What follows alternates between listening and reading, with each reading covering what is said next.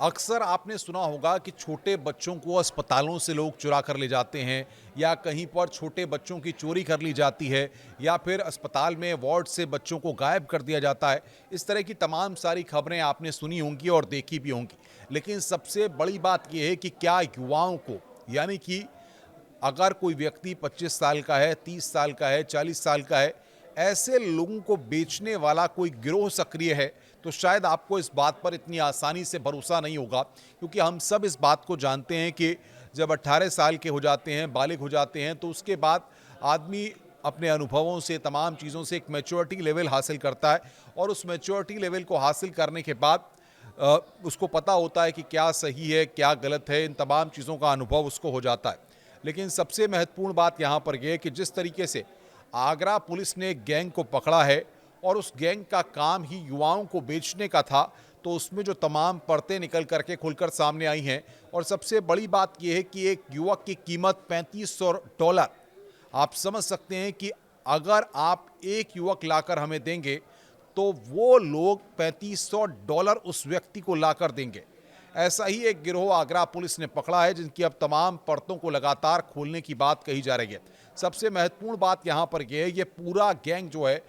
ठग गैंग के नाम से संचालित हो रहा था और जिस तरीके से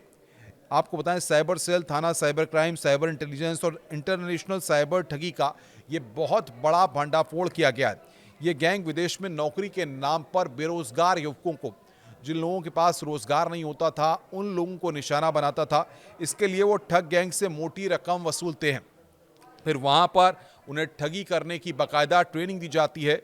और सबसे महत्वपूर्ण बात यह है कि विदेश में नौकरी का झांसा देकर कंबोडिया, थाईलैंड भेजा जाता है और यहाँ पर इन युवाओं को हाउस अरेस्ट करके ऑनलाइन ठगी, डिजिटल इन्वेस्टमेंट, ट्रेडिंग के नाम पर ठगी के तरीके सिखाए जाते हैं। अक्सर आपने देखा होगा कि आपके नंबर पर विदेशों से व्हाट्सएप पे या तमाम ऐसे फ़ोन कॉल्स आते हैं जो कि नंबर बाहर के होते हैं और उनके द्वारा ठगी के लिए अलग अलग तरीके अपनाए जाते हैं। कोई पुलिस की वर्दी पहन करके आपको कभी वीडियो कॉल करता है, कोई पुलिस का अधिकारी बता करके कभी आपको फ़ोन करता है, कभी आप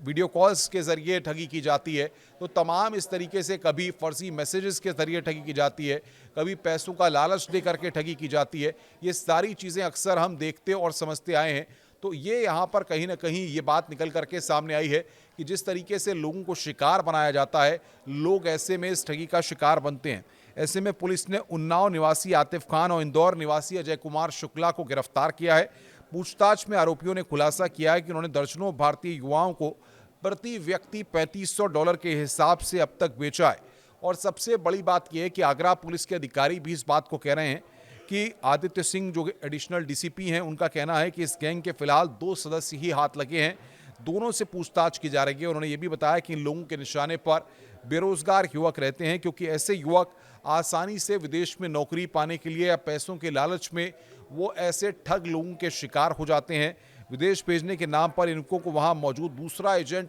विभिन्न ठगों के गैंग से प्रति बेचता है और इनको वहाँ पर $3500, आपको बता दें कि रुपए नहीं, $3500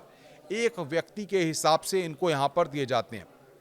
फिर इसके बाद जब ये लोग कंबोडिया या थाईलैंड पहुंच जाते हैं तो वहां पर इनकी ट्रेनिंग कराई जाती है, वहां पर इनको ऑनलाइन ठगी, कैसे लोगों को ठगना है, ये पूरा प्रोसेस यहां पर कराया जाता है, जिसके लिए पूरा यहां पर गिरोह संचालित होता है और साथ ही साथ उनके कागजात, उनके डिटेल्स और उनको वहां पर हाउस अरेस्ट करके रखा जाता है। ये अपने आप में एक बड़ा खुलासा आगरा पुलिस ने किया है। अब देखना ये होगा कि फिलहाल तो इस मामले में सिर्फ 2 लोगों की गिरफ्तारियां हुई हैं, लेकिन इनके पूरे नेटवर्क को कब तक पुलिस भेद पाती है। नमस्कार।